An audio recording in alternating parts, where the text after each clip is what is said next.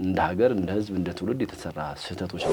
የፖለቲካ ኪሳራ ከደረሰብን ህግ አናከብርም፣ አገር አናስቀድምም፣ ትውልድ አናስቀድምም። የኢትዮጵያ ፖለቲካ ሁሉ ጊዜ ሊፈርስም ሊናጋም ሊበጠበጥም ከተፈለገ ከውጪ ይገባል። ግብጽማ ሎተሪ ነው የሚወጣለት አመሏም ነው ባህሪዋም ነው። አጋጣሚው በኢትዮጵያን ለማሳነስ ህዝቦቿን ለማሳነስ የማታደርገው ጦርነት ብርቃችን አይደለም። ብዙ እርስ በርሳችንም ከወራሪዎቻችንም ስንዋጋ ይኖር ነው። የኢትዮጵያን ጥያቄ ማስቀረት አይችልም። ጥያቄው የጥቅም ጉዳይ ሳይሆን ጥያቄው ዝም ብሎ የሆነ ጥቅም ሳይሆን የህልውና ጉዳይ ነው። የታሪካችን ጉዳይ ነው። የህግ መብታችን የፍትህ ጉዳይ ነው። ጦርነት አለመጀመር አንዱ የወታደራዊ ስልት ነው፣ ጥበብ ነው።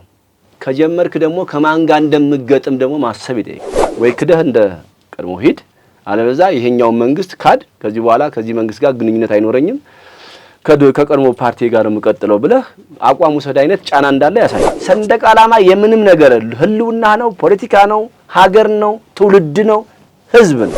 እኔ ለምን ረበሻለሁ? ሲጀመር የሚረበሽ ትውልድ የማይረባው ትውልድ ይረበሽ እንጂ በኢትዮጵያ ሰንደቅ ዓላማ ይነካል ብዬ አልጠብቅም። ሚነካም ካለ ኃይል የሚያስቀር ኃይል ይኖራል ብዬ እጠብቃለሁ።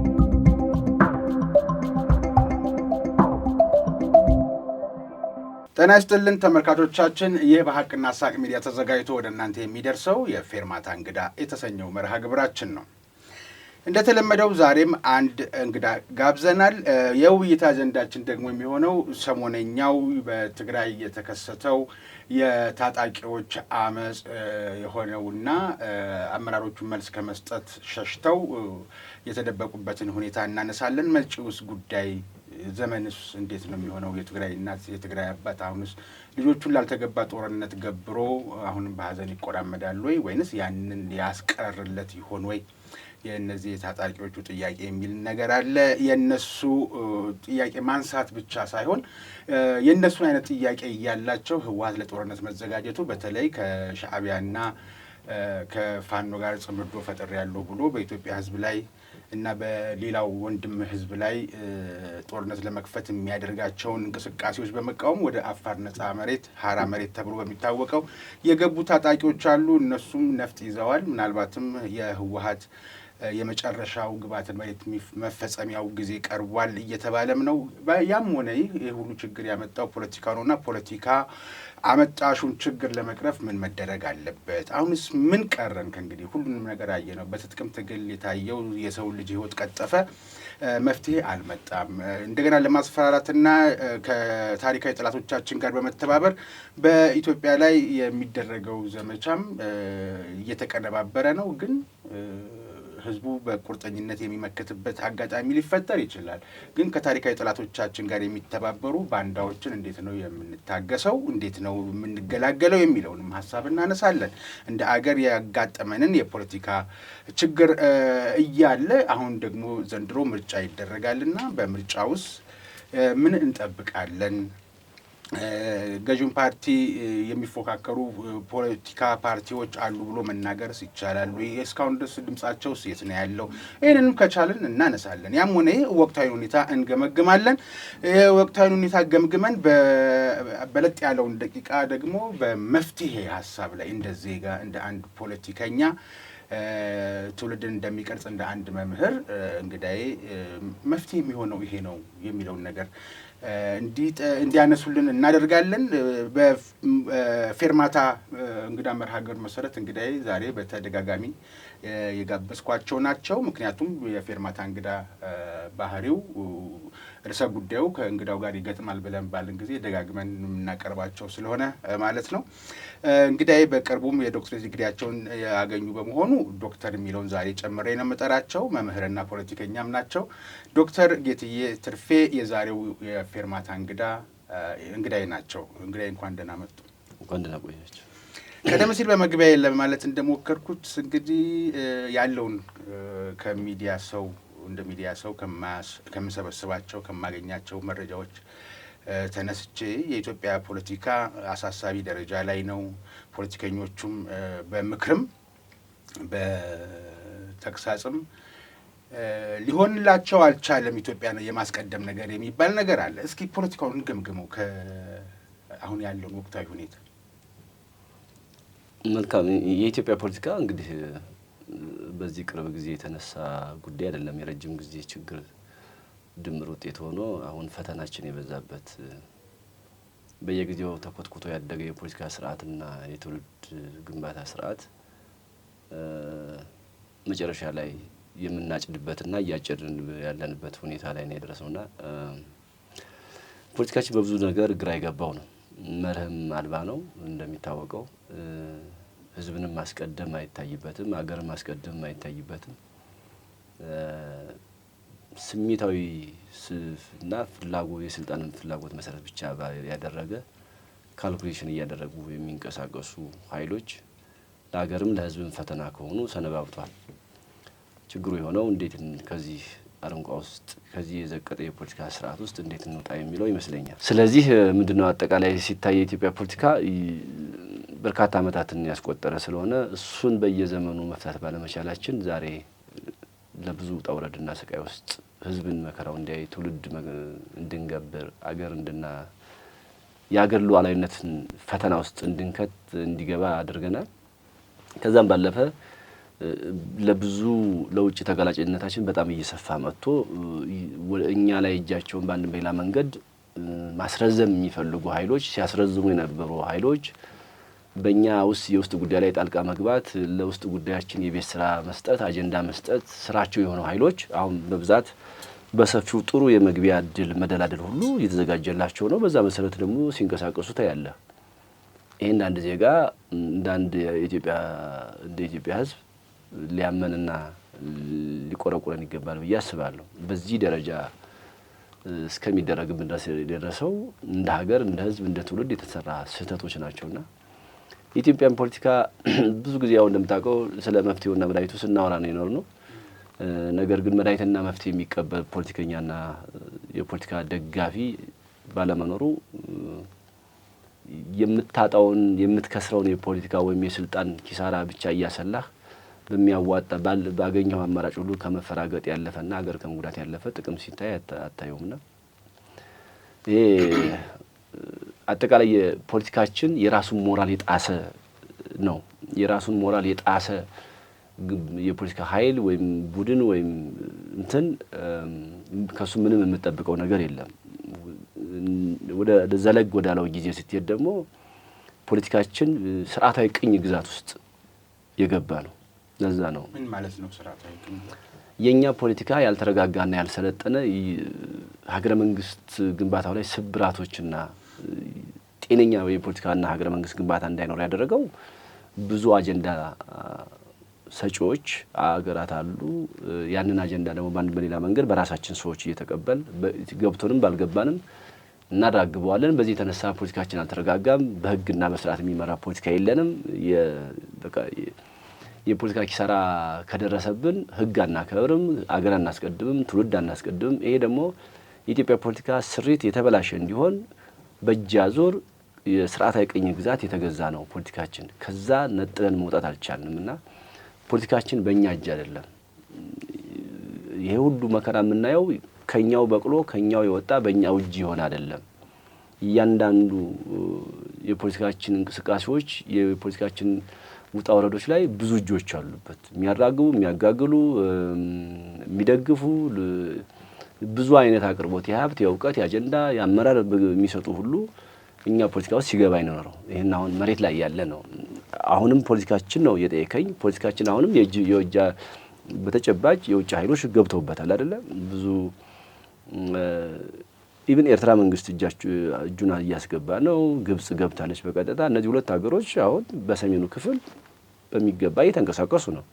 የማን ፖለቲካ ነው እየገባ ያለው? እነሱ ለኛ ፖለቲካ ሊያስተምሩ ሳይሆን የመጡት የእነሱን ፍላጎት በእኛ ፖለቲካ አጀንዳ ቀንቃኝ ስም አጀንዳ ሰጥተው አጀንዳ ለማሸከምና ተልእኮ ለማስፈጸም ነው። ኢትዮጵያ በራሷ የቤት ስራ በራሷ ግጭትና ትርምስ ውስጥ እዛው አዙሪት ውስጥ እየተሽከረከረች እንድትኖር ይፈለጋል። አንዳንድ ቦታ ላይ ያልተሳካላቸው ሀገሮች አሁን የህዳሴ ግድብ ያልተሳካላት ግብጽ አሁን በዛኛው ሌላ እድል ተፈጠረላት እኮ።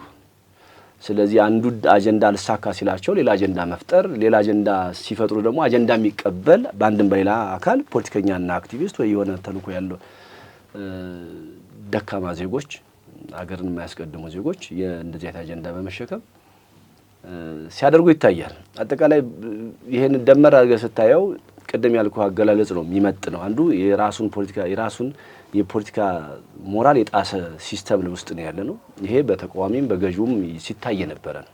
ምን ክደው አይደለም። አንብበነው ተምረነው ብቻ ሳይሆን ኖረንበት ያየነው ነው። ጠቅለል ያልኩ ደግሞ የውጭ አጀንዳዎች እኛ ፖለቲካ ውስጥ ሁሉ ጊዜ የሚገቡት ፖለቲካችን ስርዓታዊ ቅኝ ግዛት ውስጥ የተቃኘና የታሰረ የተቀየደም ጭምር ነው። የኢትዮጵያ ፖለቲካ ሁሉ ጊዜ ሊፈርስም ሊናጋም ሊበጠበጥም ከተፈለገ ከውጭ ይገባበታል። ይሄ የሚገባው ደግሞ አንድ የውጭ ዜጋ ገብቶ ኢትዮጵያ ውስጥ ፖለቲካ ስለሚጫወት ወይ ስለሚንቀሳቀስ አይደለም፣ በተልእኮ ይገባል። ይሄን የሚሸከመው ኢትዮጵያዊ ትውልድ ነው፣ ማንም ሆነ ማንም። በዚህ የተነሳ የኢትዮጵያ ፖለቲካ መታከሚያውን ሳይሆን መተራመሻውን ነው የምናስቀድመውና እንደ ትውልድ እንደ ሀገርም እንደ መንግስትም ብዙ ነው ችግራችን። ወደ መፍትሄው በማየት ነው መፍትሄ ላይ ስንሄድ እሱን ሐሳብ እናነሳለን። ግን አሁን ስለ ግብጽና ስለ ኤርትራ ያነሱልኝን መነሻ ላድርግና አንድ መረጃ አለኝ። ምናልባት ጥያቄን ሳቀርብሎት ለመጠንቀቅ እሞክራለሁ ከሀገር ከብሔራዊ ጥቅም አንጻር ከብሔራዊ ደህንነትም አንጻር። ሰሞኑን አንድ በማህበራዊ ትስስር ገጾች ላይ የሚተላለፍ ነገር አለ። የግብጽ አምባሳደር የሆነ ሰው በአስመራ በኩል አድርጎ ትግራይ መጥቶ ከነ ታደሰ ወረደ ጋራ ግንኙነት ሲያደርግ የሚያሳይ ምስል። ምናልባት በረጅሙ የታሰረች በቅሎ እንዳልታሰረች ታስብ እንደሆነ እንጂ ያሰራ ሰው መሳቡ ማይቀር ነው። የኢትዮጵያ መንግስት አላየም መስሏቸው ሊሆን ይችላል። ትግራይና ኤርትራ ጽምዶ ብለው ፋኖ ጋር ሆነው ጽምዶ ብለው የሶስትዮሽ ግንኙነት ሲያደርጉ ያ ሁሉ ሲታለፍ በትዕግስት ምናልባት የኢትዮጵያ መንግስት እያየ አይደለም የሚለውን ሀሳብ አዘናግቷቸው ሊሆን ይችላል። ግብጽ ደግሞ በዛ በአስመራ በኩል አድርጋ ካላት ፍላጎት አንጻር እና አሁን በህዳሴው ግድብ ከሆነችው አንጻር ትግራይ አይደለም አዲስ አበባም እጇን ልዘረጋ ትችላለች። የሚገርም ነገርም ላይሆን ይችላል። የሚያይና የሚመለከት ይመለከታታል እንጂ ግን እውነት ከሆነ ድፍረት አይሆንም ማሰቡ በራሱ። የግብጽ ሰዎች በሰላይ ደረጃ በነጭ ቆዳ ስላላቸው ሌላ ሀገር ተወላጅ ፈረንጅ መስለው ምናምን ህብረተሰቡ ጋር ተቀላቅለው ይሰልሉ ይችላሉ።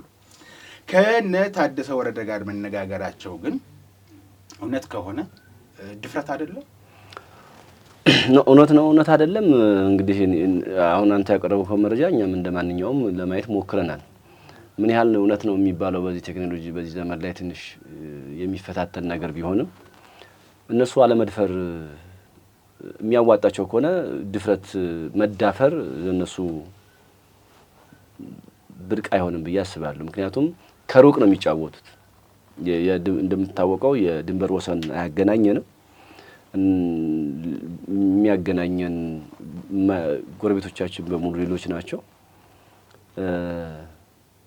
ያለው ክፍተት የተሰጣቸው እድል ነው ዋናው። ለመድፈርም ድፍረት አይሆንም ያልከውም ሊያመጣ የሚችለው የተሰጣቸው ምቹ ሁኔታ መደላደል ነው። ይቅርታ ዶክተር ጌትዬ ድፍረት አባባሌ ግብጽማ ሎተሪ ነው የሚወጣላት። አመሏም ነው ባህሪዋም ነው። አጋጣሚው በኢትዮጵያን ለማሳነስ ህዝቦቿን ለማሳነስ የማታደርገው ነገር ድፍረት አባባሌ የእነ ታደሰ ወረደ ገብቶኛል። ልመጣልህ እኮ ነው። ግብጽ አስቻይ ሁኔታ እስከፈጠርክላት ድረስ ከዚህም በላይ 4 ኪሎ ቤተ መንግስት እድል ከፈቀድክላት የምትመለስ አይደለችም። ግን በዚህ ደረጃ ለግብጽ እና ለኤርትራ አስቻይ ሁኔታ መፍጠር ተገቢ ነው ወይ ብለህ ስጠይቅ የሞራል ዝቅጠት ነው። በአንድ ወቅት እንደምታስታውሰው የትግራይ ህዝብን ለሌላ ፕሮፓጋንዳ ተጠቀሙና ጦርነት ድግስ ሲደግሱ ሌላ ፕሮፓጋንዳ ውስጥ ከተቱት ህዝቡን። ከዛ ጦርነት በኋላ ደግሞ ህዝቡ ብዙ ነገር ተማረና ጦርነትን አወገዘ። አሁን ያኛውን የመጀመሪያውን ጦርነት በኪሳራ ነው፣ ድርድሩንም በኪሳራ ውስጥ ነው ያደረጉት። ሄዶ እነዚህ የቀድሞ ህዋቶች የፖለቲካም ሆነ የቅቡልነት ሌጋሳቸው ወድቋል። ይሄንን ደግሞ ለመመለስ ወይም ደግሞ ከመንግስት ጋር ለመደራደር ከመንግስት ጋር ለመወያየት የሚያስችል አሻይ ሁኔታ የላቸውም። ከፓርቲ መፍረስ ጀምሮ ማለት ነው ከህጋዊነት ጀምሮ የላቸውም። በቃ ከኢትዮጵያ መንግስት ጋር ሊያደራደር ሊያወያይ የሚችል አስቻይ ሁኔታ የህግ መሰረትም አስቻይ ሁኔታም የለም። ሊኖር የሚችለውን ሁሉ አገርንም ህዝብንም አሳልፈህ ጥቅምንም ሉዓላዊነትን ማስደፍረህ የሚያግዝህን ኃይል ፍለጋ ነው የተሄደው። አንዱ ኤርትራ ነው፣ የኤርትራ መንግስት ነው የሻዕቢያ መንግስት፣ ሁለተኛው ግብጽ ነው። አሁን ግብጽና ኤርትራ በሰሜኑ ኢትዮጵያ በሚገባ በአካልም በሐሳብም የሚንሸራሸሩበት ክልል ሆነ።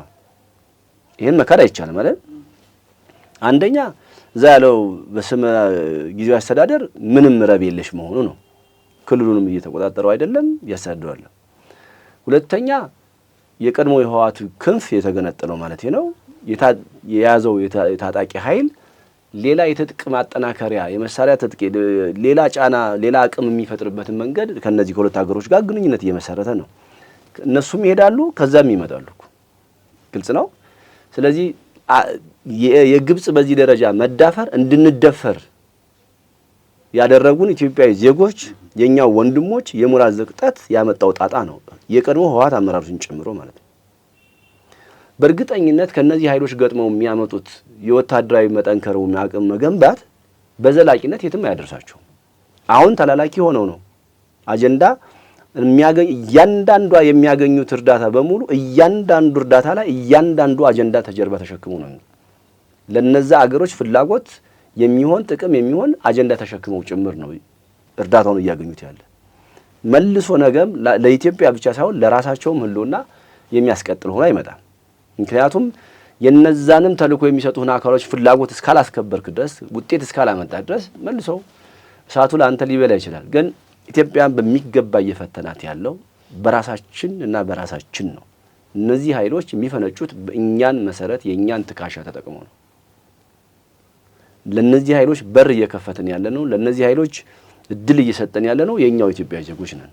ይሄ ቅድም ያልኩን መገለጫ የራሱን ሞራል የጣሰ ነው ማለት እነዚህ ስብስቦች አስተዳደሩም ጊዜ አስተዳደሩም የማይረባ ነው። የቀድሞ የህወሓት አመራሮችም የራሳቸውን ሞራል የጣሱ ነው። ከዚህ በኋላ እነሱ እኔ ካልኖርኩ አይነት የእንስሳዋ ተረት ነው አካሄዳቸውና የሚያመጡት እና ሊያደርጉት የሚፈልጉት የጦርነት ጋጋታ በሙሉ በጦርነት የሚያመጡት ድል አለ የለም፣ ውጤት አለ የለም፣ ከዛ ፖለቲካል ትርፍ ያተርፋሉ አይተርፍም፣ ሌላ ስሌት ሆኖ እንዳጠቃላይ ግን ኢትዮጵያን ብቻ ሳይሆን ክልሉን በሚገባ ከጎዱት በላይ ሌላ ጉዳት እየደገሱለትና እያዘጋጁለት ነው።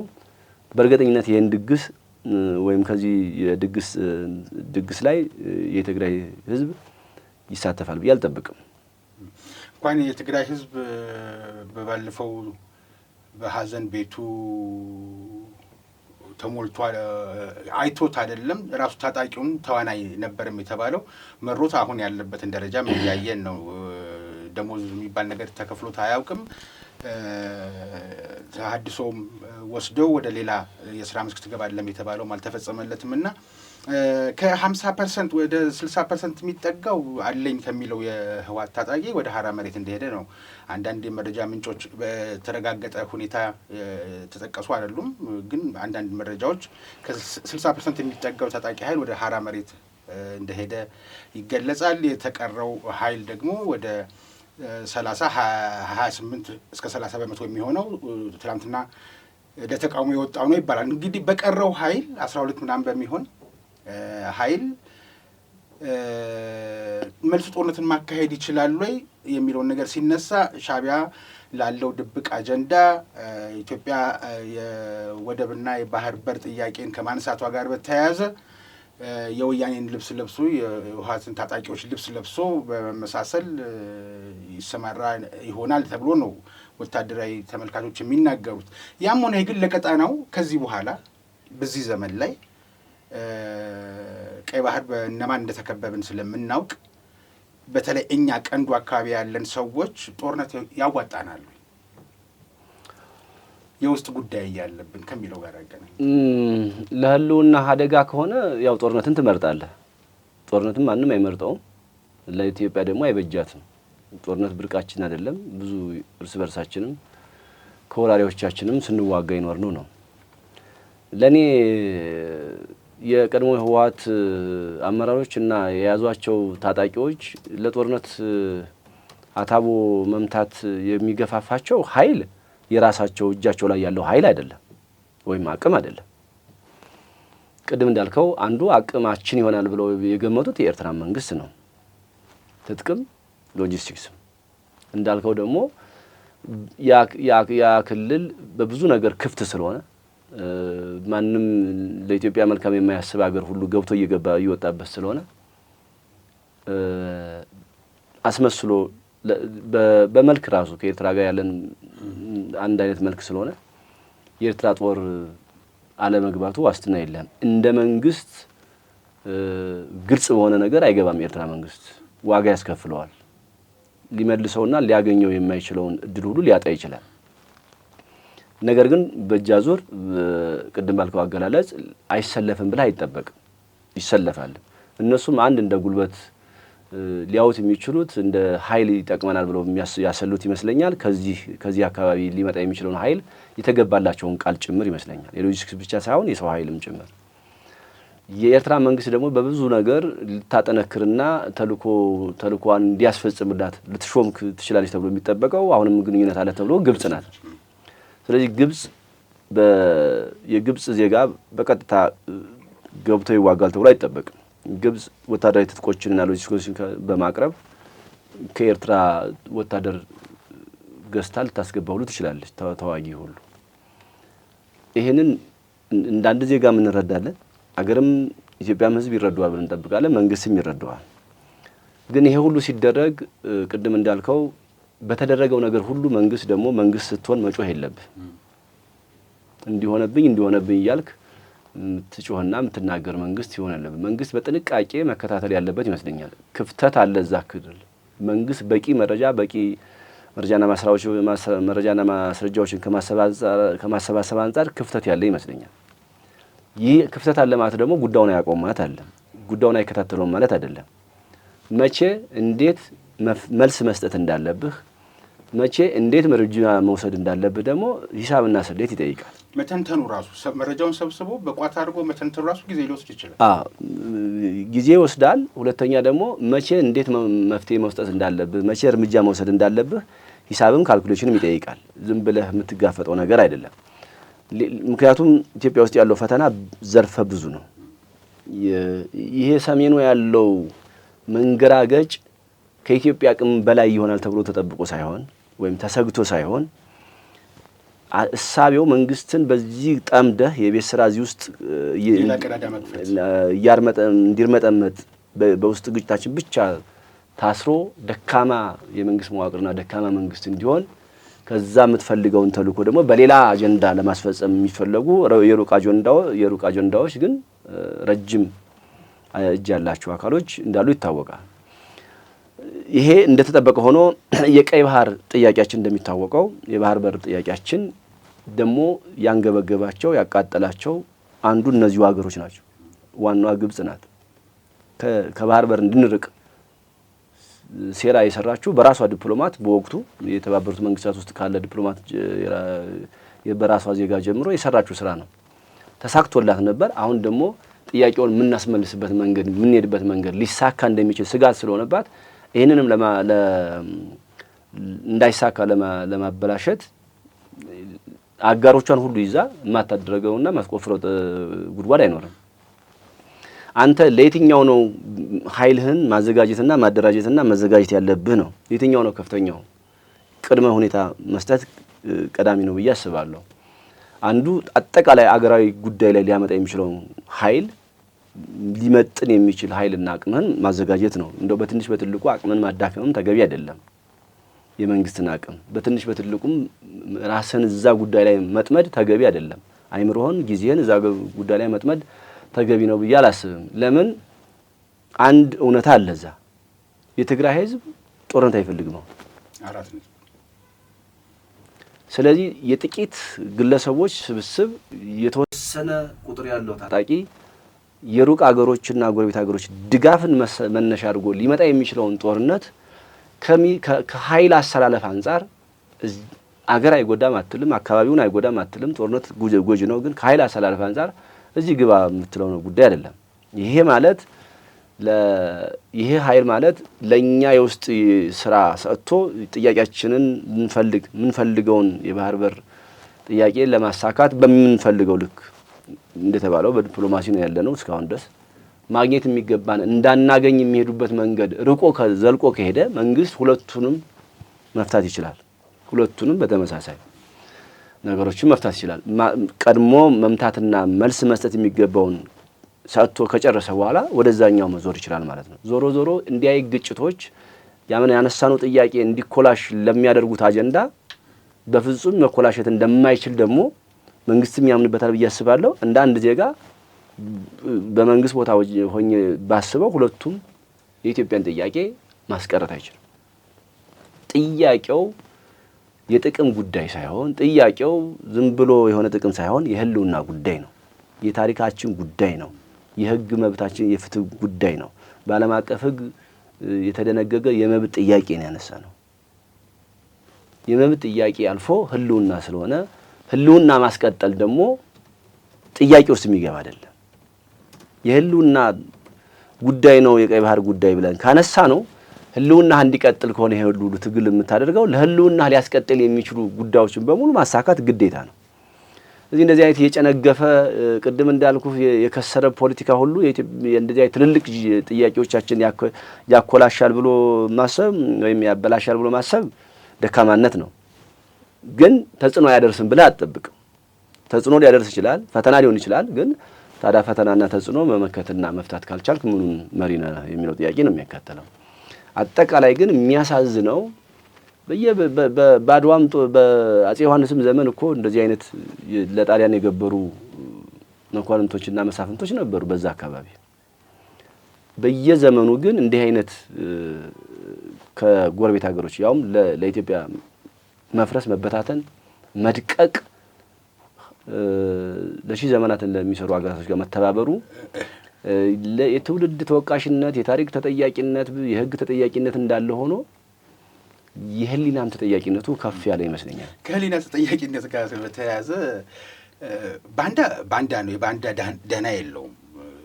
አገርን የካደ ባንዳ ነው። ግን ስለ ባንዳ ሲነሳ የከፋም ባንዳ ያለ ይመስለኛል። በቃ ባንዳ የሚለውን ነገር አሟልቶ ከዛም በእጥፍ የባሰ ለምሳሌ የጣሊያን ወረራ በነበረበት በማይጨው ጊዜ ቢያንስ አስመራን ሰርቷታል። ከተማን መስራት ቢሆንለት ቀኝ እንደገዛ አገዛዙን አስፋፍቶ መኖር በወጣም ጊዜ ያንን የመሰለ ህንፃና ድልድዮች ሰርቶ ነው የወጣው። ግብጽ በተቃራኒው ደግሞ ኢትዮጵያ እንድትጠፋ ነው የምትፈልገው። ለጣሊያን ባንዳ መሆንና ለግብጽ ባንዳ መሆን ባንዳነት አንድ ቢሆንም ለግብጽ ማደር ግን ከሁሉም ባንድነት የከፋ ይመስለኛልና ባንዳ ስንል ልዩነት አለው ለማለት ፈልጌ ነው። ህሊናውን ከመሸጥም ያለፈ ነገር ስለሆነ ከአጠራር አንጻር ስሙ አንድ መሆኑ ሊያመሳስለው ይችላል። ግን የድርጊቱ ዋጋና ለሀገሪቱ የሚያስከፍለው ዋጋ ሚዛኑን ስታየው ምናልባት የቋንቋ ዲክሽነሪ መዝገበ ቃላት ማየት ሊያስፈልግ ይችላል ብዬ አስባለሁ። ልኬቱን ስያሜ ለመሰየም እንግዲህ እንደሚታወቀው ኤርትራ እንድትገነጠል ቀዳሚ ፍትሐውራሪ ሚናውን የተጫወተችው ግብጽ ናት። 1950ዎቹ መጀመሪያ የሬዲዮ ጣቢያ ሳይቀር ካይሮ ከፍታ ማለት ነው። ይህን አጀንዳ ያቀነቀነው ያኔ ኢትዮጵያ አሁን ኤርትራዊ የሆነው እና እዚህም ኢትዮጵያ ውስጥ የነበሩ ሰዎች ኢትዮጵያ የሆኑ ትጥቅ ትግል ምናምን እያሉ ሲያራገቡ የነበሩ ኃይሎች ነው አጀንዳውን የተሸከሙት። አሁንም በራሳችን ሰው ነው አጀንዳው የመጣው ማለት ነው። የዛ ውጤት የዛ ጽንሰ ሐሳብ ውጤት እስከ ከባህር በር እስክንርቅ ድረስ ስኬታማ ስራ ሰርታለች። በወደቀ አስተሳሰብ በወደቀ ትውልድ እንዳልከውም የሀገርን ጥቅም አሳልፎ በሚሰጡ ጥቂት ግለሰቦች ሌላው ደግሞ ባልገባውና ባልተረዳው መንገድ ሳይጠይቅና ሳይመረምር አብሮ በደገፈው የፖለቲካ ስርዓት ውስጥ ከቀይ ባህር እስከምንርቅ ድረስ ግብጽ ተሳክቶላታል። አሁን ደግሞ ነቅተንም በለው ተቸግረንም በለው የባህር በር ጉዳይ ፈተና ሲሆንብን ለምናነሳው ጥያቄ መልሳ ፍትሐዊ ዘመቻና እንዳይሳካ ዘመቻዋን አጠናክራ የቀጠለችው እሷ ናት። ከባለ ጉዳዩ ከሚመለከታቸው አካሎች ውጪ አሁን የባህር በር ጥያቄያችን የኛ ተወደደም ተጠላም መልሱ የሚሆነው ከጎረቤት ሀገር ነው። ከሩቅ መታ ግን ይሄ አጀንዳ እንዳይሳካ ሌት ተቀን ነጋ ተባ እንቅልፍ ያጣችው ምሰራው የምትንቀሳቀሰው እሷ ናት። እና ምን ያህል በእኛ ላይ ያላት እንትን አሁን ደግሞ አንድ ተስፋ ቆርጣለች። ይሄ አባይ ውሃ ጉዳይ ሌላ አጀንዳ ነው። ይሄኛው የሰሜኑ ጉዳይ እንኳን ባይሳካላትም እንደማይሳካ ይታወቃል። እንደ ህዳሴው ግድብ ከከሸፈባት ሌላ ነገር ይዛ እንደምትመጣ ይታወቃል። አልሳካ ብሏት ነው እንጂ በምስራቅም እኮ ጀምራለች። በሶማሊያ ሀገር እኮ አንዳንድ ሙከራ አድርጋ ነበር። ይሄ ሁሉ ሶማሊያን ለመርዳትና ለማገዝ አይደለም። ይሄ ሁሉ አንድና አንድ ነው። ያው የፈረደችባት ኢትዮጵያ ናት። እና መለኪያው ሊሆን የሚችለው የራሳችንን ሞራል የጣስን ግለሰቦችና ቡድኖች ከኢትዮጵያ ውስጥ ለእንደዚህ አይተልኮ እያዋን ነው። የራሱን ሞራል የጣሰ የራሱን ህሊና የጣሰ ሰው ወይም ግለሰብ ወይም ቡድን ከሱ የምትጠብቀው አንዳች መልካም ነገር አይኖርም። እንደው የአለቃ ኪዳነ ወልድ ክፍሌንም ይሁን የሌላ ምሁራን አባቶቼን መዝገበ ቃላት አላየሁም። ጥሩ ነገር ነው ያሉት። መዝገበ ቃላትን ማየት ሊያስፈልግ ይችላል። ምናልባት የኔ ዝግጁነት ያነሰ ሆነና ሳልዘጋጅ ትርጓሜውን ሳሊዝ በመምጣቴ ነው። የራሴን ግን ተርጉመው ብባል የጣሊያን ጊዜ የነበረው ባንዳ አገር ሻጭ ነው፣ በቃ አገር ለዋጭ ነው፣ አገር እንደ ጠላት አሳልፎ ሰጪ ነው። የአሁኑ ባንዳ ግን ሌላም ከመሸጥና ከመለወጥ ጋር ብቻ ሳይሆን እንቅስቃሴው ውልብ ሲልም የራሱ የሆነ የባንዳ ጠረን ያለው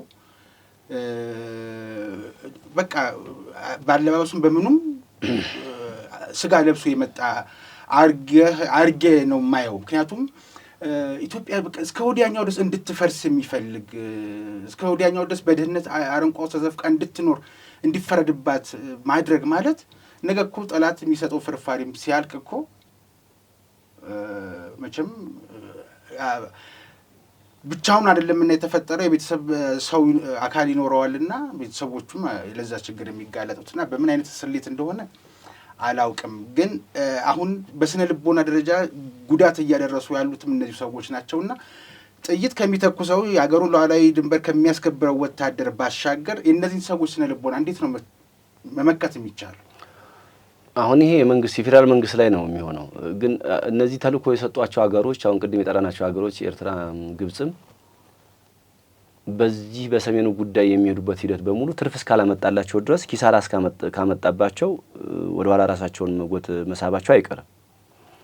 ትርፍ እንዳይቀይሩም ወደ ኋላ ነው እኮ መልኩን ይቀይራሉ። በዚህኛው መንገድ ካልተሳካለህ ባልተሳካላቸው ጉዳይ ላይ ሲርመጠመጡ ወይም ሲዳክሩ አይውሉም።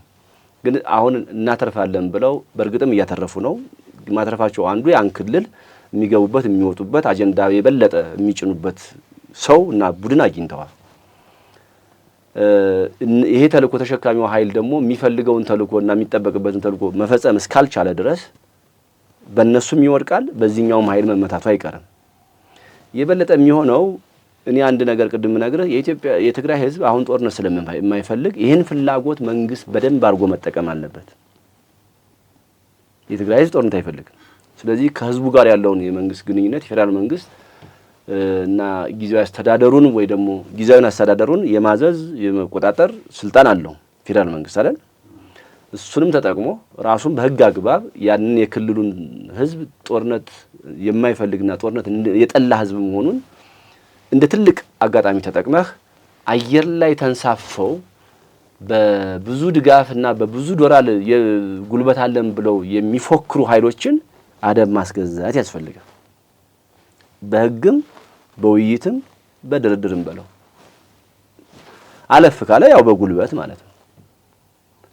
ያኔ እነዚህ ኃይሎች እጃቸውም አቅማቸውም አጀንዳ የሚሸከምላቸውም አጀንዳቸውን የሚያንቀሳቅስላቸውም አካል ሲያጡ ደግሞ ያው ሌላ መልክ ነው የሚቀይሩት።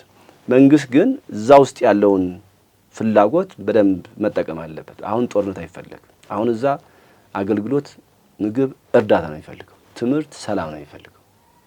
ሁለተኛ እዛም ያሉት በዚህ ይሄ ያረጀ ያፈጀው የህወሓት ፖለቲካን ተከትሎ የታጠቀው የትግራይ ወጣት ቆም ብሎ እንዲያስብ መንግስት ራሱ የቤት ስራ መስጠት ያለበት ይመስለኛል። በአንድም በሌላ መንገድ ጥቅም እንደሌለው ከባለፈው ጦርነት መማር ያለበት ተዋጊ መሆን እንዳለበት። ከባለፈው ጦርነት ያተረፈ ተዋጊ የለም። የህወሓትን እንኳን ብትቆም እንደ ግል የህወሓትን ተዋጊ ብታደርገው አላተረፈም። የሞተው ሞቷል፣ አካለ ጎደሎ የሆነ ሆኗል፣ የቀረው ነው ያለው። በባለፈው ያላተረፈ አሁን አተርፋለሁ የሚለው ስሌት እንደ ተዋጊና እንዳዋጊ ያረጀ ያፈጀ ይመስለኛል። በወታደራዊ ሳይንስ እንኳን ብትመጣ አዋጭ አይደለም። ውጊያ ስትገጥም አንዱ ጥበብ ውጊያ ውስጥ ጦርነት ውስጥ ቶሎ አለመግባት ነው። አሁን አቅም ማኖር ማሳያ አንደኛ በባዶ ዝም ብለህ የምትፎክረው የጦርነት ዝም ብሎ እንኳን አቅም ኖረህ እንኳን አይፈክር። የበለጠ አቅም ባለህ ቁጥር ወታደራዊ አቅም ባለህ ቁጥር የበለጠ ፕሮፓጋንዳ አታወራም። እንደውም አቅም እንደሌለህ ነው የምትመስለው። ዝምተኛ ነው፣ ሰላም ወዳድ ነው የምትሰብከው።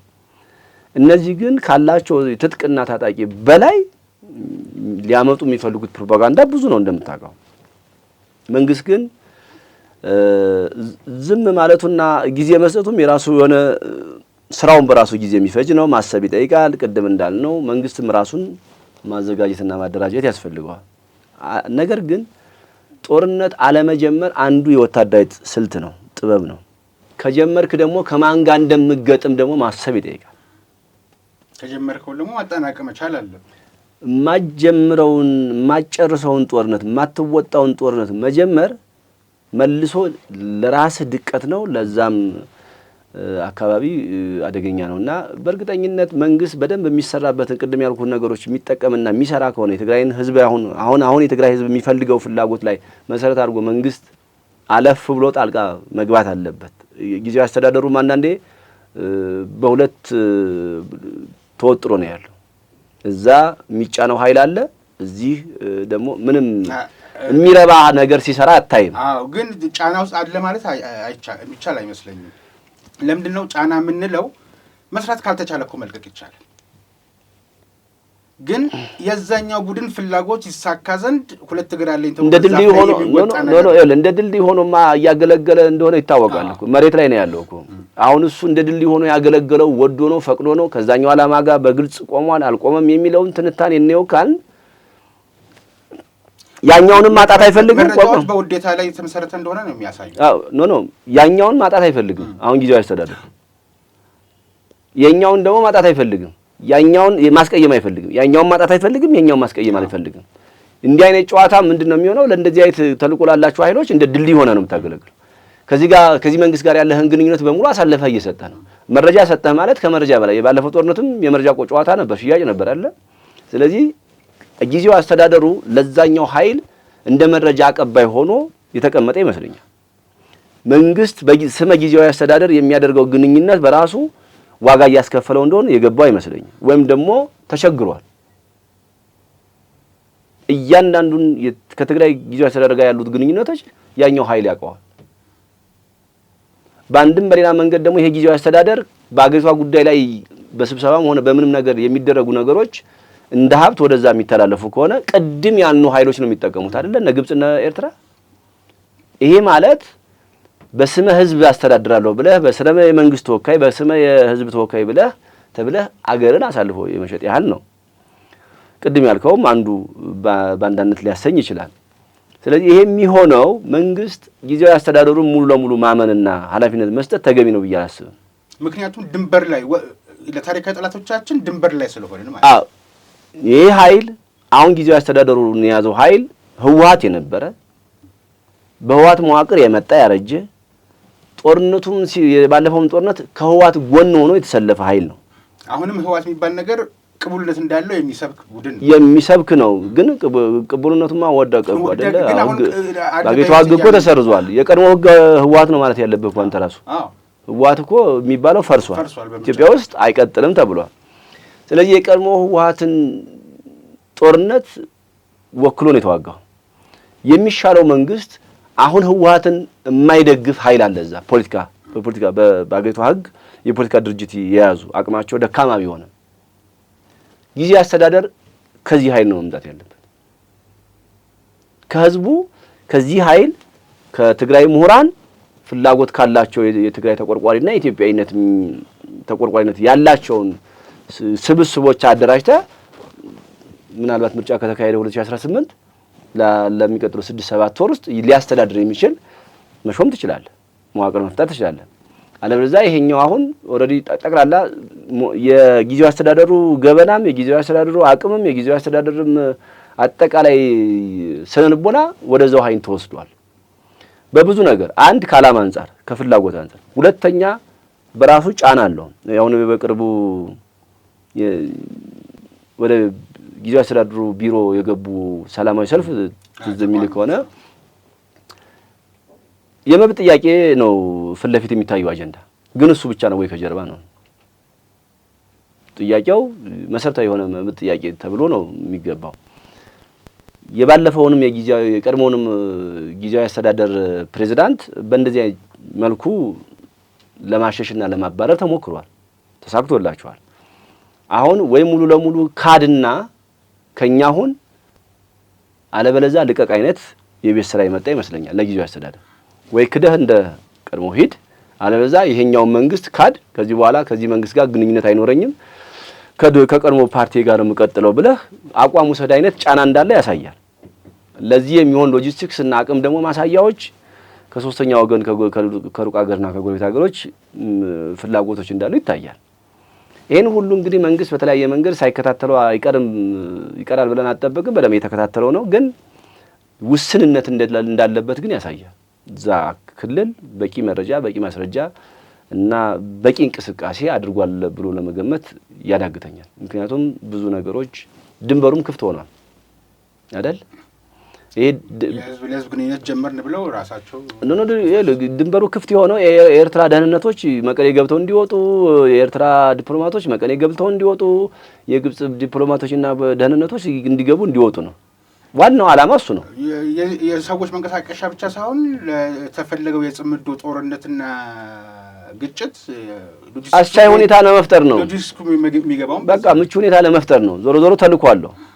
ስለዚህ ይሄ ሁሉ እንቅስቃሴ የሚደረግ ከሆነ የተደረገ ስለሆነ መንግስት በዚህ እንቅስቃሴ ላይ የሆነ ሀይ አለማለቱ ምናልባት የጊዜ ካልኩሌሽን እየጠበቅ ነው ወይስ በራሱ እቅድ ነው መሄድ ያለበት? በራሱ እቅድ አልደረሰም ቀኑ፣ አለበለዚያ ደግሞ ምን አስቦ ነው ብለህ እንድትጠይቅ ያስገድዳል። እንቅስቃሴዎቹን ዝም ባልክ ቁጥር ጠንክሮ ቀድመህ ብዙ ታይገዳደርህ። ቆይ አሁን ያሉትን ተረድቻለሁኝ፣ ግን መንግስት ባለው ጊዜ ያው መቼ መረጃው የለውም ማለት አንችልም።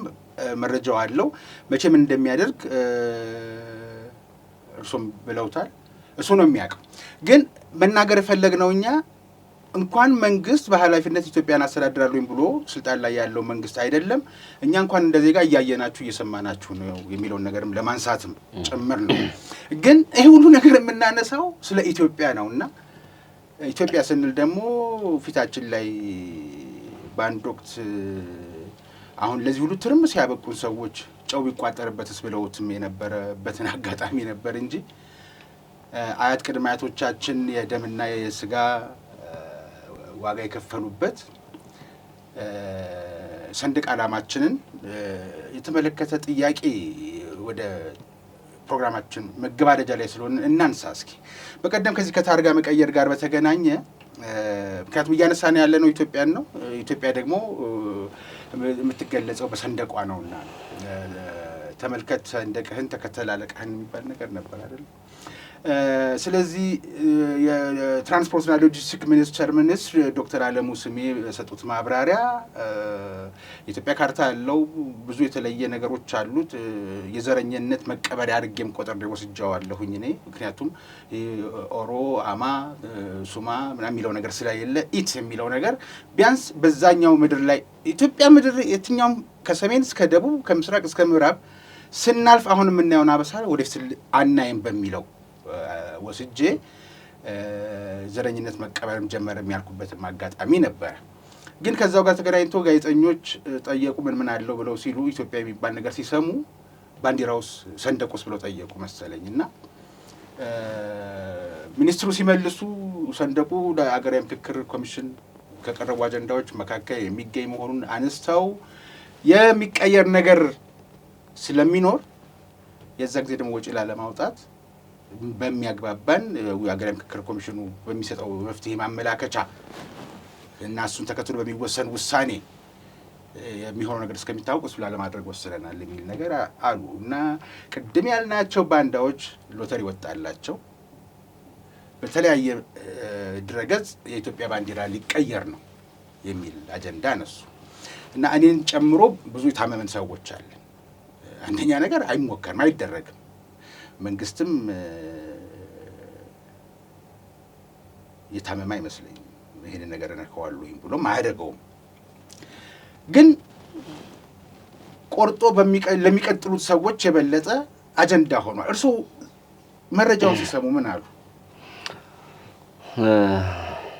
አንደኛ በሳቸው ደረጃ በዛ የስራ ኃላፊነት የመንግስት የስራ ኃላፊነት ደረጃ በዚህ ወቅት እንደዚህ አይነት አገላለጽ ባይገለጽ እወድ ነበር። ሰንደቅ ዓላማ የመኪኖች ሰሌዳ ቁጥር ሲቀየር የተሻሻሉ ብዙ ነገሮች በተለይ በብሔር ስር ያለው መጥፋቱ የሚያሳይህ መንግስት አንዳንድ ነገሮችን ለማከም እየሞከረ እንደሆነ ማሳያ ነው። እንዴት ብለህ ብጠይቀኝ ቀደም ብለን ያወራነው ንግግር ላይ የኢትዮጵያ ፖለቲካ ስርዓታዊ ቅኝ ግዛት አለበት ሲባል ያ ስርዓታዊ ቅኝ ግዛት ክልሎች ከራሳቸው ነባራዊ ሁኔታ የራሳቸውን ሰንደቅ ዓላማ እንኳን መፍጠር ሲችሉ ከሩቅ እና ከጎረቤት ሀገር ከለር መልክ ነው የወሰዱት። ከኢትዮጵያ ሰንደቅ ዓላማ መነሻ ከራሳቸው ባህል ወግ መነሻ ሳያደርጉ የሌላ መልክ ነው የተጠቀሙት። ይሄ ስርዓታዊ ቅኝ ግዛቱን የበለጠ ለመከፋፈልና ለማራራቅ የተሞከረ ነው። አፍሪካውያን ግን ከኢትዮጵያ ነበር የወሰዱት። አዎ ኮኛ እነሱ የኛ ክልሎች ግን ከዛ ደግሞ አወረዱና መኪኖችህን በሌለ መኪና እዚህ ግባ የምትለው መኪና የሌላት ሀገር በሌለ መኪና ብዙ አይነት ስያሜ ያለው ሰሌዳ ቁጥር እንዲሰጥ ተደረገ። እስከ ቅርብ ጊዜ ወደ እሳቸውም እንዳሉት ወደ 1.6 ወደ 1.5 አካባቢ ነው መኪና ያለው ተሽከርካሪ ያለው። እዚህ ግባ የሚለው ቁጥር በሌለ ግን ብዙ ትርጉምና ብዙ ተጽዕኖና ጫና ማህበረሰብ ላይ አሽከርካሪዎች ላይ የሚያደርስ ፖለቲካዊ እንደምታ ያለው ሁሉ ጊዜ ፖለቲካዊ እይታ የሚታይበት የጥላቻ ፖለቲካውም የሚንጸባረቅበት ጭምር ይሄ ከሌ ታርጋ ስለሆነ እሳቸውም እንደገለጹት ለአቀጣጠም ብዙ ግፍና በደሎች ሲያስከትል እንደነበረ የነበረን ተልእኮ ደግሞ አምጥተው ሰጡት። ይሄ ከዛ በሰንደቅ ዓላማ ጉዳይ ላይ የሰጡት ምላሽ ነው በጣም የሚያምነው። እስኪ ምን ያሉት እሳቸው? አገራዊ ምክክሩ የሰንደቅ ዓላማ ጉዳይ በአገራዊ ምክክር ጉዳይ ስለተያዘ በአገራዊ ምክክር ጉዳይ ደግሞ የሚወስነው የኢትዮጵያ ሕዝብ ነው የታገላለጽ ነው። ከዛ በኋላ ሰንደቅ ዓላማው ቢቀየር እዚህ ላይ የሚል እዚህ ላይ ነው። አዎ ሰንደቅ ዓላማው በጠቀለሉት እሳቸው የሀገራዊ ምክክር ኮሚሽን የሰንደቅ ዓላማ የጠሩትን ነው እኮ እያነሳው የተጠቀሙት እንደዛ ነው። ግን እንደዛ ነው ወይ? እሺ እርሱ ይቀጥሉና እኔ ስለሳቸው ማስተካከል ሳይሆን ከህጉ አንፃር ከአዋጁ አንፃር ብናየው ብዬ ነው። አዎ ሰንደቅ ዓላማው ብለው አነሱ። የመጀመሪያ ደረጃ መስሪያ ቤቱ የሰንደቅ ዓላማ ጉዳይ በሀገራዊ ምክክር የሚወሰን ሆኖ ካመነ ወይም ከገመተ ሰሌዳውን ማቆየት ነው። ይሄ ሀገራዊ ምክክር 10 ዓመት አይቆይም። ግልጽ ነው። ይሄ ሀገራዊ ምክክር 4 ዓመት አይቆይም። ተሳካም አልተሳካም ሊጠብቅ የሚገባውን ጊዜ መጠበቅ ሲገባው ለዚህ የመኪኖች ሰሌዳ ላይ የኢትዮጵያን ሰንደቅ ዓላማ ለማስገባት ተቸግር ያለው ብለህ በዚህ ውጥንቅጡ በበዛ ሀገር ብዙ እጆችና ፕሮፓጋንዳዎች በሚበዙበት ወቅት ላይ ላልተፈለገ ነገር ራስን አጋልጠ መስጠት ተገቢ አይደለም።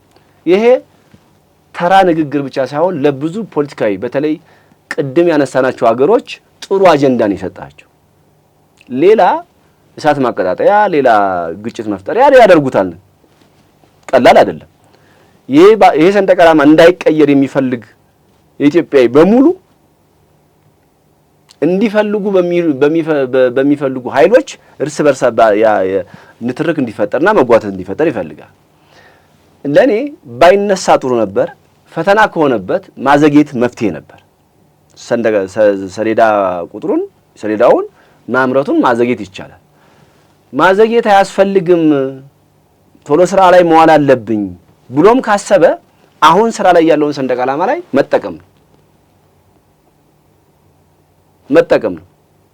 በኋላ የአርማ ልዩነት የአርማ ለውጥ ከመጣም ቢበዛ ምን ያህል ሚሊዮን ብር ልታጣ ነው ይቻገር ለዚህ ህትመት ብዙ አላግባብ የምናወድመው ሀብት እኮ አለ አይደል ኢትዮጵያ ውስጥ ሰንደቅ ዓላማ የምንም ነገር ህልውና ነው ፖለቲካ ነው ሀገር ነው ትውልድ ነው ህዝብ ነው 100 ሚሊዮን ወይ 200 ሚሊዮን አውጥተው ሊሆን ይችላል ለዚህ ህትመት 100 ሚሊዮን እና 200 ሚሊዮን ለኢትዮጵያ ተራ ብር ነው ተራ ብር እከስራለሁ ብለህ የትውልድን የማህበረሰብን ስለንቦና የሀገርን ፖለቲካ የበለጠ የሚያባብስ አይነት መግለጫ መስጠት ለኔ ተገቢ አይደለም ወይ ማዘግየት ነበር ወይ ደግሞ ዝም ብሎ ስራ ላይ ነው ያለው ስራ ላይ እንዳለ ማስገባት ነበረባቸው ግን ለሀገራዊ ምክክር ኮሚሽኑ ወይም ደግሞ ጥያቄ ከሀገራዊ ምክክር ጋር መደራደር ነበረባቸው ይሄ አዝማሚያ ምን ይመስላችኋል እኛ ሰንደቅ ዓላማው ልናስገባው ነው እናንተ በምክር ሐሳብ ደረጃ ምን ሐሳብ ልታቀርቡት ምን ሰጣላችሁ የቀረበላችሁ አጀንዳ በሰንደቅ ዓላማ ጉዳይ ምኑ ላይ ነው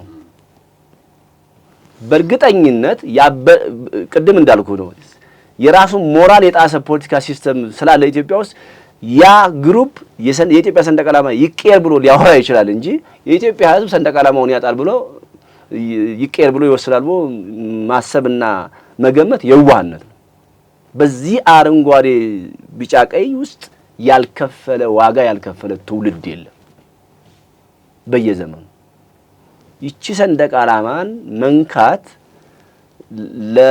ለፖለቲካ ግርድና ለውጪ ፖለቲካና ዲፕሎማሲ ግርድና ልትጠቀምበት ትችላለህ እንጂ ለኢትዮጵያ አይጠቅምም መንግስት ብቻ ሳይሆን ሀገራዊ ምክክር ኮሚሽኑ በዛ ላይ የሚሳተፉ ትልልቅ ሰዎችም አደገኛ ሰዓት ነው የሚለኩሱት ብያስባለሁ በዚህ ደረጃ ደግሞ ይታሰባል ብያልጠብቅም ምክንያቱም ይሄን አረንጓዴ ሰንደቅ ዓላማ እኮ የሚፈልገው እኔ እናንተ ብቻ አይደለም አገር እየጠበቀ ያለው ተቋም እኮ እየሞተለት ነው ያለው እሱም እኮ እንዳንድ የአገራዊ ምክክር ኮሚሽን ተወካይ ነበረው ትዝ ይልህ ከሆነ መከራከያ ራሱ ከዚህ በፊት በአገር ደረጃ ከአንድ ዓመት በፊት ነው ምናምን አድዋ ሙዚየም በተካሄደው ስብሰባ እኮ አንዱ ያቀረበው ይሄ አደረጃጀት የፖለቲካ አደረጃጀታችሁና የክልል የሚባል አደረጃጀት አፍርሱልን ያለው እኮ መከላከያ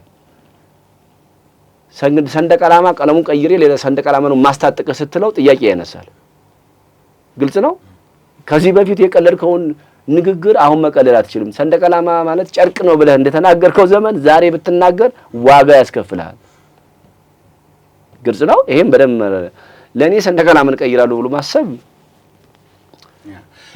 እዚህ ጋር ነው አሁን ከተገናኘን አይቀር እንግዲህ አንዳንድ ጊዜ ውይይቶች ምን መሆን አለባቸው በያስባለሁ ብዙ አጀንዳ ባላት ሁሉ ጊዜ ተረበሺ ባንንም እየተነሳ ፈለገውን ነገር ያርግብሽ ተብላ የተረገመች ይመስል ጧትም ማታም ለጆሮ የሚሰቅ ነገር ለምትሰማ አገር እኛ ደግሞ ሊሆን በሚችለው ተፈጥሮም የሰው ልጅም የግድ መሆን አለበት ብሎ በወሰኑት ጉዳይ ላይ ሐሳብ ብንሰጥበት ይጠቅማል ብዬ ስለማስብ ነው ተፈጥሮም የሰጠችን እስካሁን በውስጣችን ታትሞ ያለ ሰውም በሰውም ደምና አጥንትም የቆመ ሰንደቅ ዓላማችን በነገራችን ላይ ባንዲራ የሚለውን ነገር አልጠቀምም ባንዲራው የራሱ የቅኝ ገዢዎቹ አባባል ስለሆነ ማለት ነው ስለዚህ እነሱ መጥተው እነሱን ባንዲራ ይሰቀሉ ጊዜ ነው ላባንዲራ ብለው ቋንቋውን ባንዲራ የሚለውን ነገር ተተውብን ይሄዱትና ሰንደቅ ዓላማችን አረንጓዴ ቢጫ ቀይ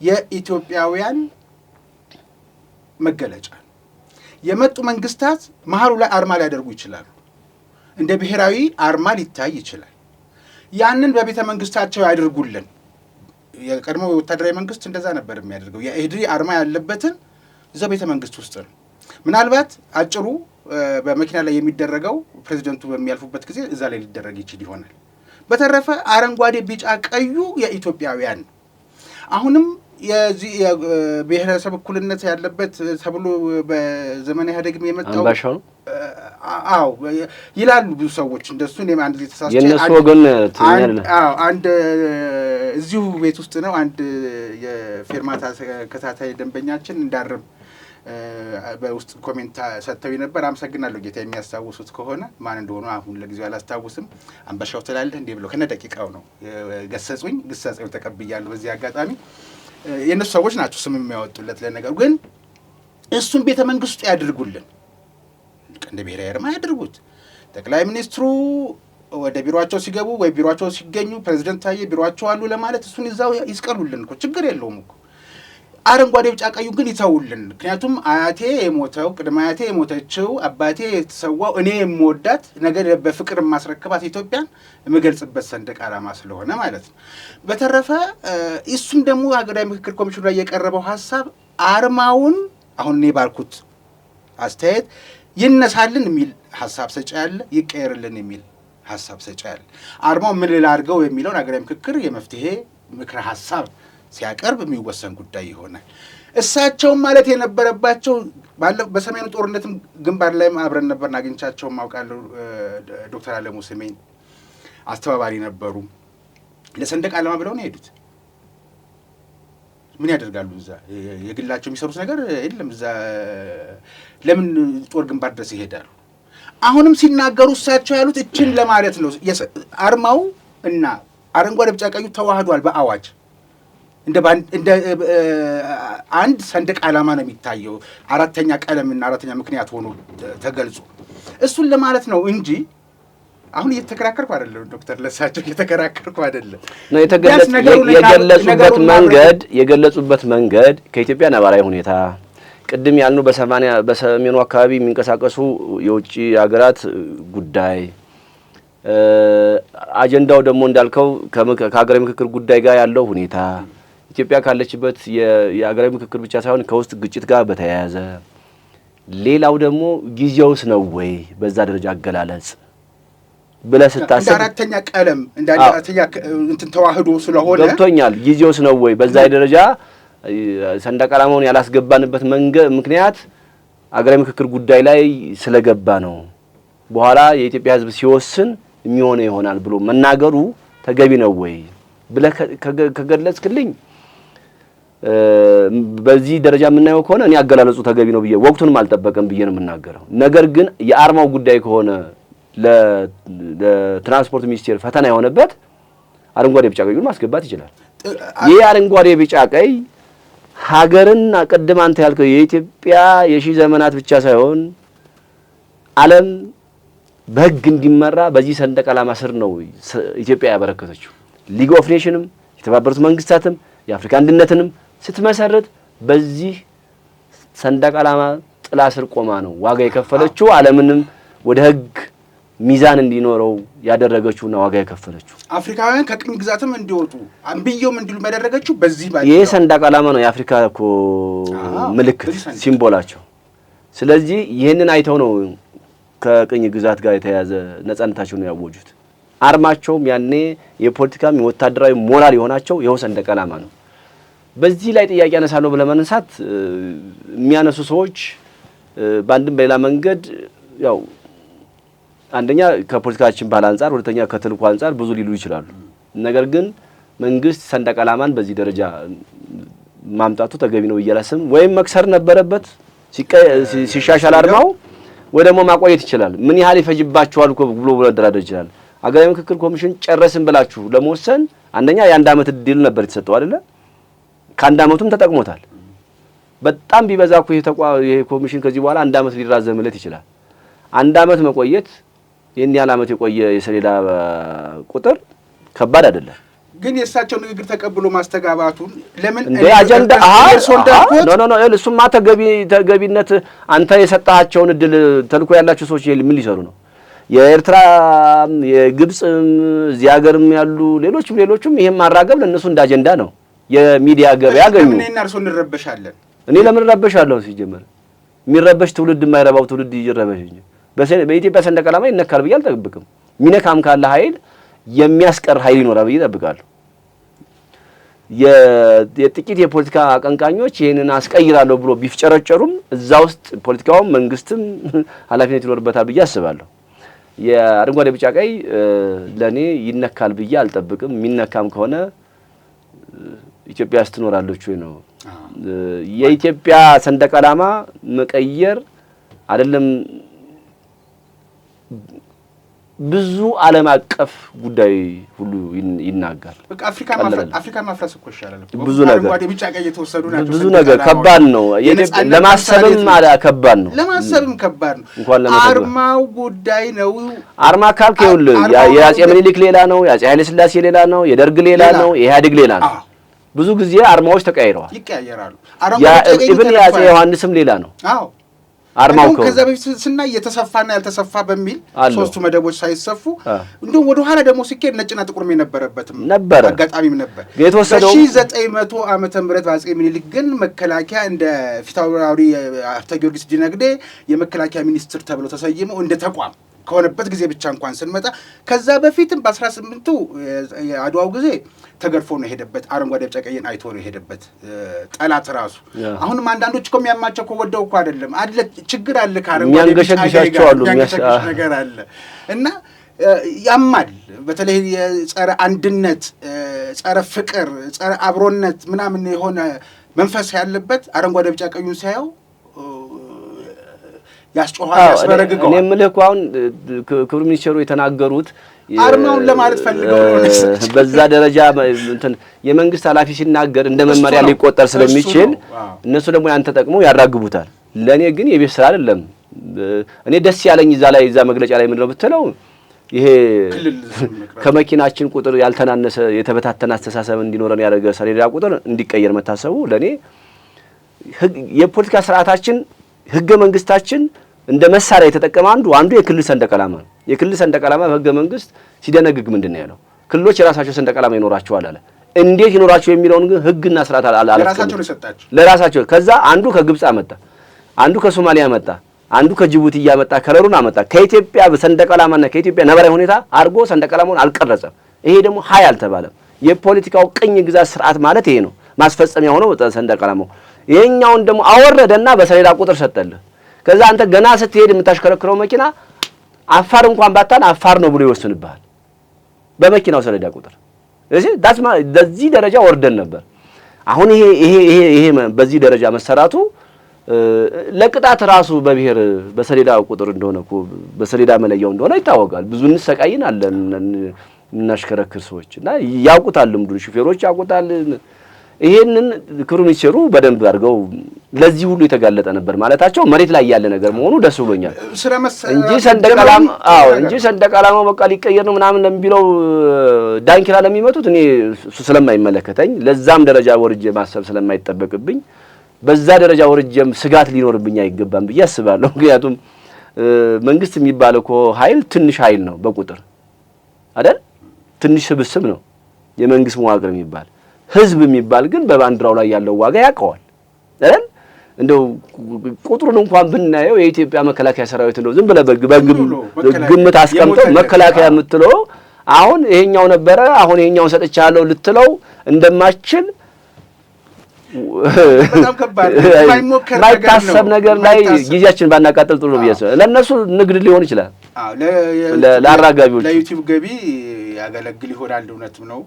ግን ሌላውን ሁሉን ነገር እንቶ በ18ኛው 1888 የጣሊያን ወረራ ሲጠራ የኢትዮጵያ ህዝብ ምንም የወሰደው ነገር የለም። ንጉሱን ያከብራል፣ ሰንደቅ ዓላማውን ያከብራል። ለኢትዮጵያ ሲል ሄደበት ነገር ነው። ያንን ውጊያ ያደረገበት ትልቁ ምክንያት አሁን እኮ የዜና የሆነው ነው መሰለህ። እንደ ትውልድ ችግር አለብን። ሰንደቅ ዓላማ ለሰንደቅ ዓላማ ዋጋ መስጠት፣ ለሰንደቅ ዓላማ ፍቅር የሚሰጥ ትውልድ እንዳይኖር ብዙ ጊዜ ተሰርቷል። አሁን መስሪያ ደግሞ ስላመጡ የዛ ውጤት ነው። ለሰንደቅ ዓላማ አረንጓዴ ቢጫ ቀይ በለበስክ ቁጥር በዚህ ቅርብ ጊዜ እንኳን ያውኛው መንግስት እኮ ሰንደቅ ዓላማ ምልክ አረንጓዴ ቢጫ ቀይ ያለበትን ከለር ልብስ ሁሉ እጅ ላይ ስልክ ላይ ሁሉ በቃ እያራገፈ ብዙም እዚህ አዲስ አበባ ሲያሰቃይ ነበር። አንተ ሰንደቅ ዓላማን የሚለብስልህ የሚሸከምልህ የሚዘምርልህ ትውልድ ካገኘ ደስታ ነው እንጂ የሚሰማ ለምን ያማል? ይሄ የፖለቲካው መላሸቅ ነው። ቅድም ያልኩ ነው። አይደለም የራስህ ዜጋ የውጭ ሀገር ለምንድነው ሰንደቅ ዓላማችን ሲውለበለበ ዓለም ላይ ደስ የሚለን? ክብር አይደል? ሰንደቅ ዓላማን የሚወድ የሚያፈቅር ለሰንደቅ ዓላማ የሚገዛ ዋጋ የሚከፍል ትውልድ መገንባት ሲገባህ ሰንደቅ ዓላማን እንደሌላ ተራ ነገር እያደረክ የምታራክሰው ለብሶ የተገኘውንም ወይ ይዞ የተገኘውን ደግሞ የምታሰቃየውና የምታንገላታው ነው። በዛ ላይ የትውልድና የፖለቲካ ካነሳ ነው አይቀር ህግ አለው። ራሱን የቻለ ባንዲራ አለው። ለብቻው ወጥቶ መጠን አለው። እጅ ላይ የምናደርገው አረንጓዴ ቢጫ ቀይ ቀለሙ ነው እንጂ ውክልናው ባንዲራ ወይም ሰንደቅ ዓላማ ሊባል አይችልም። አንደኛ አይልም፣ ሁለተኛ ደግሞ የፈለከውን ቀለም መልበስ ትችላለህ በህግ እንደ ዜጋም የሚከለክል ነገር የለው። ግን ይሄ የላሸቀ ፖለቲካ ራሱ ሞራል የጣሰ ፖለቲካ የሚሸከመው አጃቢና ደጋፊ ትውልድ በየመንደሩ ያሰቃያል። ስልክ ላይ ራሱ ስክሪን አረንጓዴ ቢጫ ቀይ ከተገኘ ስልክ ይወሰድ ነበር። በዚህ መንግስት ይሄን ያህል ላሽቀናል። ይሄኛው ይሁን ፖለቲካችን እስቲ ድሉን ያገኝ ይረጋጋ፣ ትውልድ ሰከን ይበል፣ ጥቅምና ጉዳቱን የሚያስብበት ጊዜ ይሰጠው ተብሎ ዝም ሲባል ሰንደቅ ዓላማን መቀየር ማሰብ ለኔ ማሰብ አይደለም ለማድረግ አይደለም፣ ማሰቡ ከባድ ነው። መንግስት የሚባለው ኃይል የጥቂቶች ስብስቦች ነው።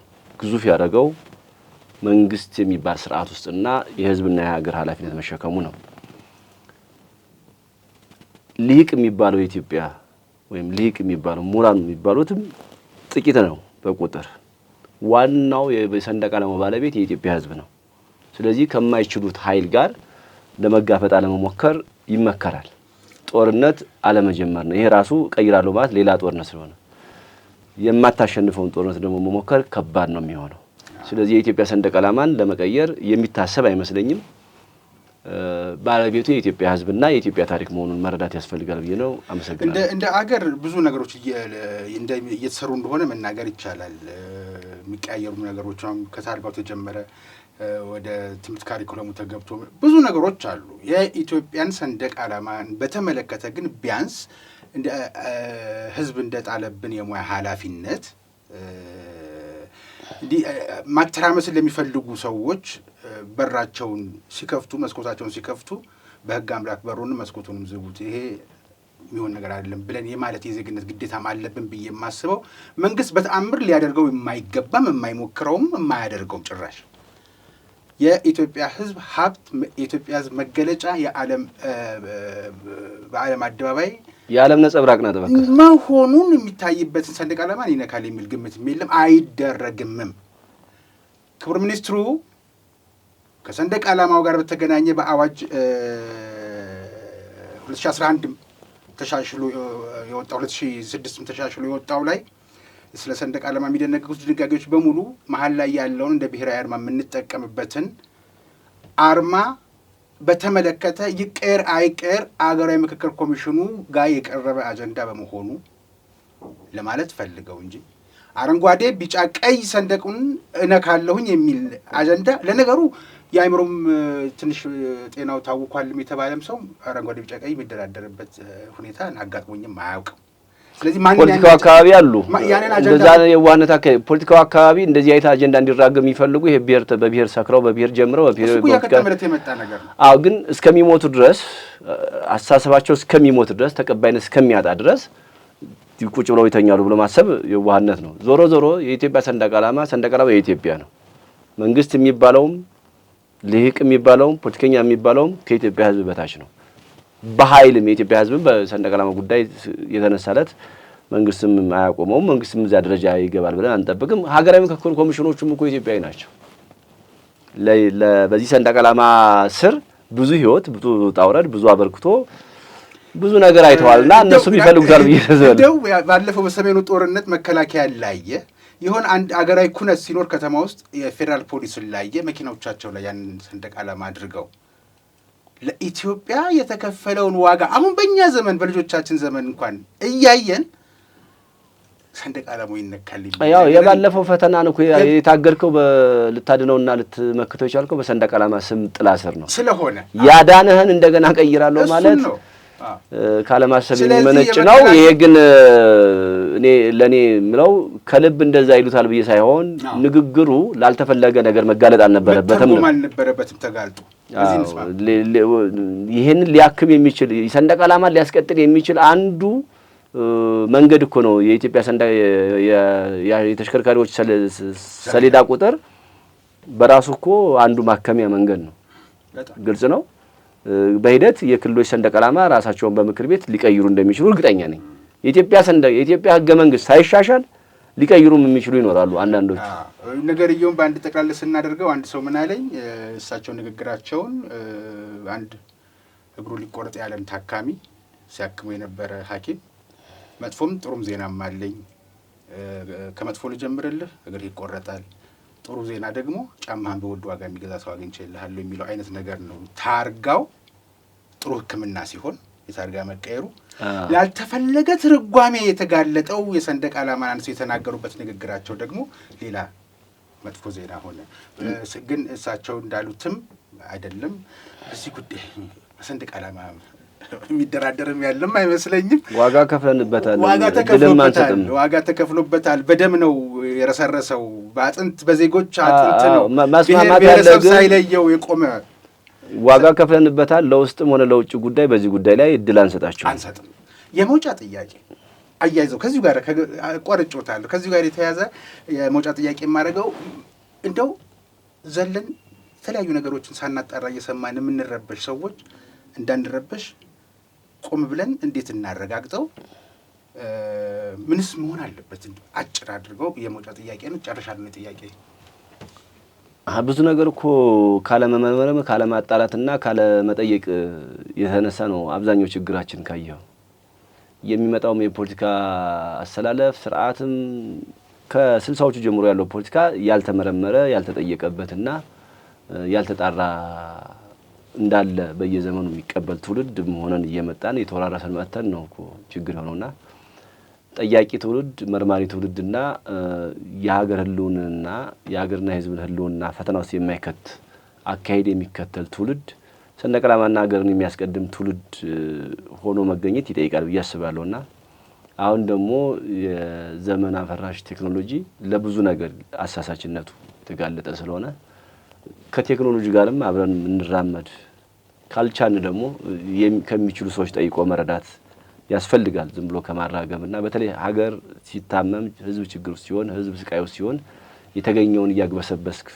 ማራገቡ ማባዛቱ ጥቅም የለውም፣ አይሳካም በዘላቂነት። ግን ለጊዜያዊ ልታራግበው ትችላለህ።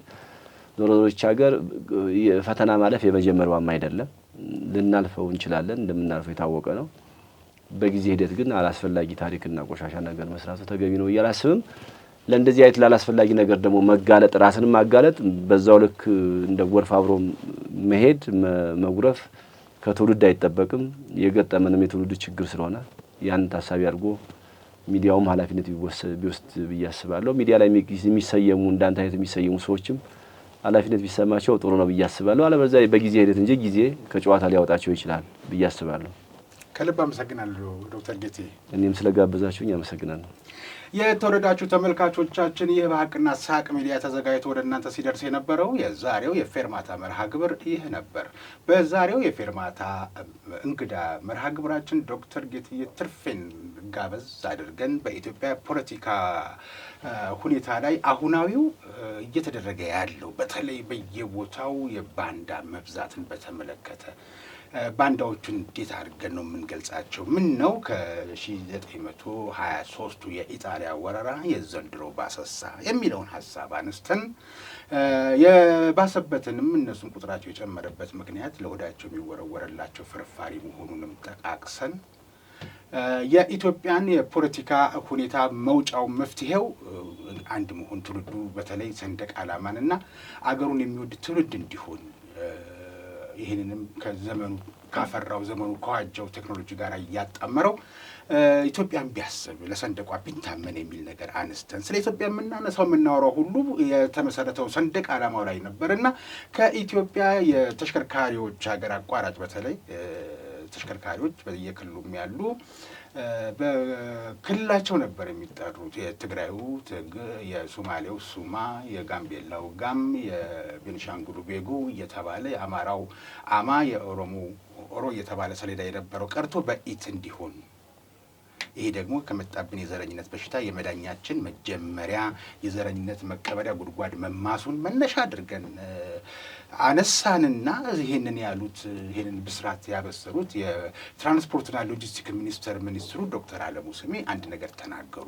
የተናገሩት ለአገራዊ ምክክር ኮሚሽን የቀረበ አጀንዳ ስለነበረ አገራዊ ምክክሩ ኮሚሽኑ መፍትሄ ሀሳብ ምክር ሀሳብ ሲያደርግ በሚያወጣቸው ውጤቶች ላይ የሚመረኮዝ ሆኖ ወደ መፍትሄ ስንመጣ የሚሆን ይሆናል። እንደ አገር እንዳንከስር ውጭ ሀገር የሚታተም ነው ሰሌዳውና በውጭ ምንዛሪም መቀለድ እንዳይሆን ጭቅጭቅ ወይም አጀንዳ የተነሳበት የሰንደቅ ዓላማን ጉዳይ ሳናካትተው ቀርተናል አሉ። እዛ ላይ የኢትዮጵያ ካርታ አለበት፣ የኢትዮጵያ ግዕዝ ፊደል አለበት፣ ብዙ ምስጢራዊ ጉዳዮች አሉ ከአሽከርካሪው ከባለቤቱ ንብረቱ የማን እንደሆነ ከሚጠቁሙ መግለጫዎች ጋር።